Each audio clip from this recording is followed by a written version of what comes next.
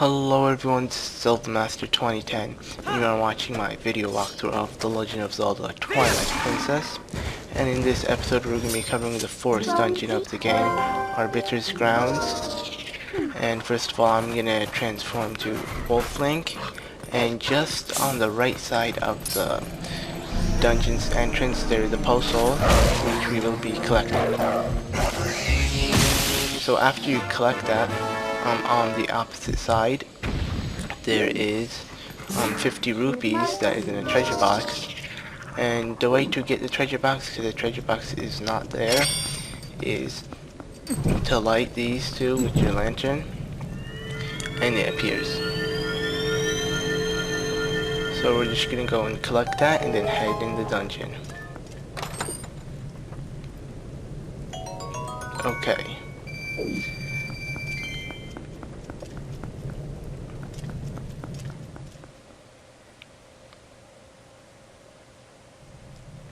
Okay, so right now we're in the entrance room of the dungeon, and by heading in we're going to get a quick preview of how it looks. This is the main concept. There is sand everywhere and the sand is sinking, so if you do step in it you will sink. You do get a short amount of time to stay on, but eventually you go slower and you don't make it to an edge or a piece of the ground to make it, and if you do, all you do is move a heart piece and head back to the entrance. So I just used my claw shot and hooked up on that I just did right there, one of those cages that has fire. Anyways, I'm just gonna try to ignore these enemies, and now we find a new enemy, these very mini, which you should call them mini, skeletons, and here are the sandfish. So I'm just gonna take out this couple mini skeletons, and now I'm gonna use my hook shot to grab this, because if I did stand in the sand, I would sink. So I want to be able to pull something and be in the sand. I'm just gonna take that out. Okay. Now roll back. Usually when you do roll, you do get a small boost because you do not sink while you're rolling, but after you're done rolling, you begin to lose it. Anyways, so I'm going to take out my bottle and I get some lantern oil. Right here, and on the other side there is a key. And it's actually blocked like that. All you need to do is just flash it with your sword. I didn't roll there, so you have to struggle to get past.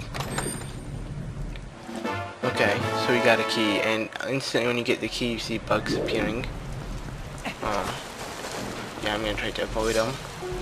But then when they do get on you, all they do is slow you down.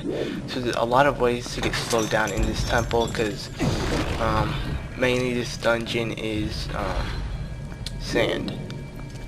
Okay, here's a dark room. You better off take out your lantern. We do have 2 full bottles of oil, and if you do need oil, just remember outside there is a full jar filled with oil that you can fill up your bottles.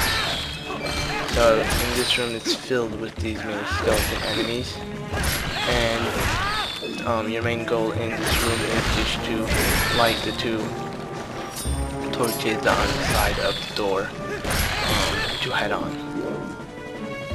Okay, so I think I took out most of them. Now I'm just gonna light 2 torches. And yeah, there's one more right here. Okay. Yeah, you're trying to make sure that there's no more. I can just light it. Okay. Now, right now we're gonna head into the main room of the temple. And this room is pretty much divided up to 4 places, which you can tell by those 4 fire pitches. And what comes out is pretty much flying lanterns. So they scoop the fire up. And pretty much we can tell these are puzzles, but they do have fire in their lantern. And yes, this is our main concept of the dungeon.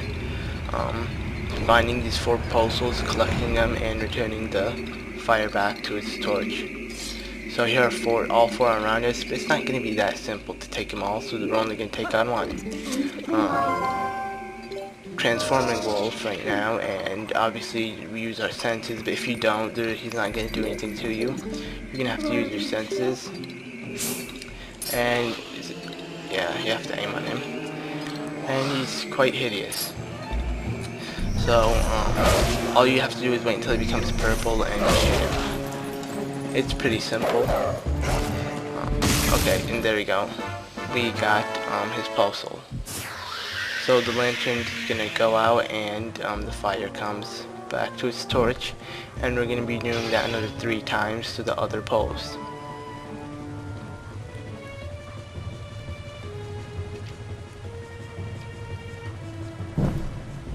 Alright, one's up. Okay, right now we can't do anything in the dungeon yet unless we take this new scent. So you sniff him, and yes, we'll forget Ilya's scent, though it did smell good. So by sensing, you can see that there's a lot of his scent coming out. I'm just gonna transform to human, though you can pull on this lever when you're a wolf.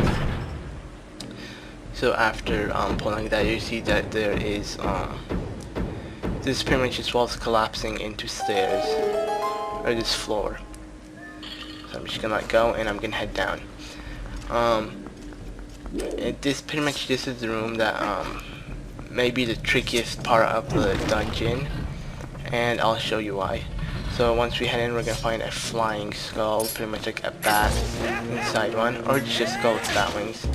And yes, this is the most annoying part of it. When you do come to click A while aiming, you instantly do your finish hit, and mostly you miss.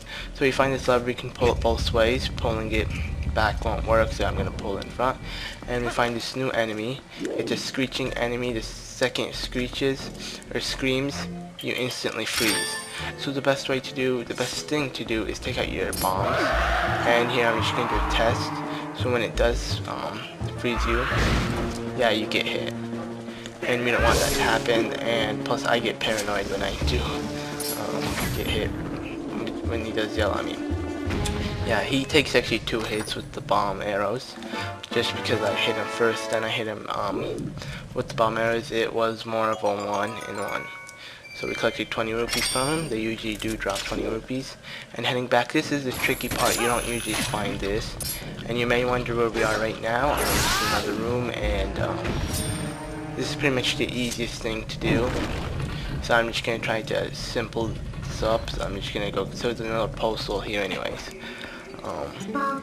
And yes, before you actually do transform to wolf and look around these lanterns, the best thing to do is kill these 2, because trust me, they do annoy you when you come to fight. So here's the postal, another one. Okay, there we go. One more time. And that's it, and now we just keep collecting. So when you head in the main room again, you're gonna find the fire's heading back, but right now all you know is the fire leaves.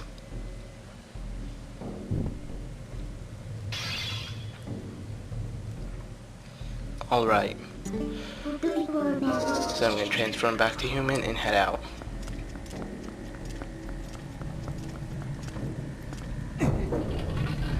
Now we're just gonna jump where we hook shotted from, right here. Just fall down and push back that lever and get out the entrance.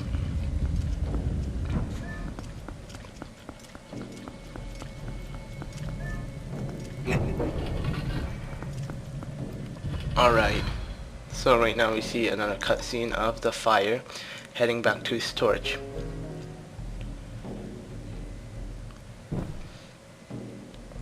So we got 2 done and 2 left. So first thing you do, you just head straight in here and in this door. But actually, before I do that, this is the most simplest heart piece you can find in a dungeon, though you never really think of heading here. So here's the heart piece. And why I use the claw shot is because when I come to head back, I don't want to mess up like this. I actually had something to stand on. The other side, standing here, and those bricks are gonna fall that are on the sand. So the way not to make them fall, because you can head back, is jump from here. And you can take out these two first. And collect the other treasure box, which does not contain the second heart piece of the dungeon. So I'm just gonna make sure I kill these. Okay. Now I can open it, and it is the dungeon map. So we got a dungeon map and the heart piece instantly that were in front, but they're not usually something you think of like tattoo. So I'm just gonna aim and jump. It's pretty much the only way to jump in the game. Yeah, and that's my tactic of jumping, is doing that move. Heading in this room, it looks exactly similar to one that was below us that we hook-shotted up, and it is, you can tell by right here. But when we came to push the lever, it went around, and so right now there's this door. So finally the key's useful that we collected, and we're in a room that actually heading like here. There is spikes coming out, so you're gonna go this simple maze. It's pretty much like a simple Z, and then head up. One of these enemies, just kill it, and now grab this cage box. And what you're going to do here is, after pulling it and it falls down, you're going to push it right from that area. And there we go. Once it can't be pushed, you're done. You just jump up here and you grab this lever and you just pull it back. Now when you see you're pulling it, you can see that this huge thing is just getting pulled up with you. And yes, that is the way you pull it. So after you pull it like this to max, it can't be pulled more, drop it and quickly run, because if you do get hit around the edges, you will die. So yeah, when I found, you could have ran to the other side, or you could have just stayed in the middle like what I did, and you won't get hurt. Now the way to get out of here is right here. There's this ledge, and you're just gonna take a jump. There we go. And my arrows are missing. I'm just going to take out these. There we go. And there's one more. There we go. Okay, so heading up, there is the compass. Actually, it's right here. And that means we got the compass and the dungeon map, and now we just need the second heart piece. Excluding the boss key, because we still need the item. So anyways, we find it pretty easy. We're finding all the stuff we need. So there are two sides after we push that lever, and yes, we find another one of these, and I don't feel like it's screaming. So just 2 hits with the bomb arrow, and now we can open, and from this chest we get a small key. Alright, so we should collect a 20 rupee right here. And we'll be continuing the other 2 puzzles and heading on through the dungeon in the next episode of this video walkthrough. Stay tuned.